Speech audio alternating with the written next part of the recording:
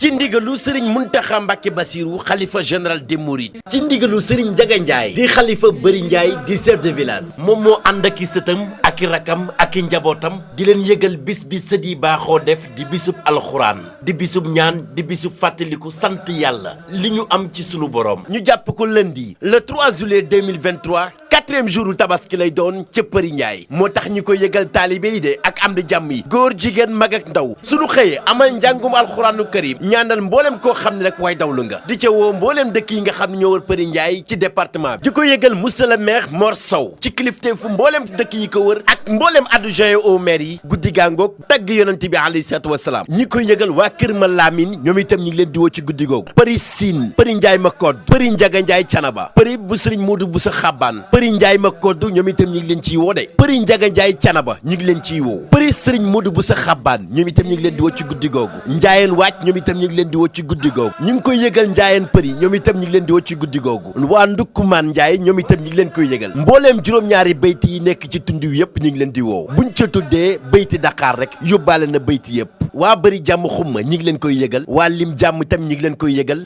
Xayrawaan ñoom itam ñi ngi leen ciy woo waa Siin Njaay ñoom itam ñi ngi leen koy yëgal de Tàbb Ndeme ñoom itam ñi ngi leen ciy woo bayti Ngeer ñoom itam ñi ngi leen koy woo waa Njumbe Njalambaan ñoom itam ñi ngi leen ciy woo di ci woo waa Sañci Bëri waa Tiib Ndemeen fàttewuñu leen de askanu ma sàmbeen yépp ñoom itam ñu ngi leen ciy woo ñoom ñëpp ñi nga xam ni dañoo askanoo ci askanu Bëri Njaay ñoom ñëpp ñu ngi leen ciy woo ci njiital Serigne Ibrahima Samb moom mi nga xam ne moo di xalifa suñu maam Ablaye Samb moom itam ñu ngi koy yëgal di leen ko fàttali mboolem yépp nag cant gi nga xam ni moom la ñuy def ci diwaanu Bëri Njaay nag gannaaw bu ñu jógee tudd dëkk yooyu ñu ngi woo góor jigéen mag ndaw fu waay man di nekk nag mbokk yi nag fas yéene def nan ci guddi ga bu ñu demee nag ba 21h taalifkat yi daan ñëw de Serigne Cheikh Diagne dana barkelu ci guddi googu Serigne Mourtala Gadiaga dana barkelu ci guddi googu Sëriñ Basiru xol bu Cees nag moo jara wax mooy fanaane guddi googu de ànd koog waa Bëri Njaay yépp nag moo tax daal guddi xasida lay doon waaye guddi askanu wi nga xam ni moo di askanu Bëri Njaay waa daayira bi tamit ñu ngi leen ciy woo ànd koog liggéey bi yëpp organisation ba lépp lu jëm ci wàllu culture daal nañu àndandoo ci guddi googu di bisub alxuraan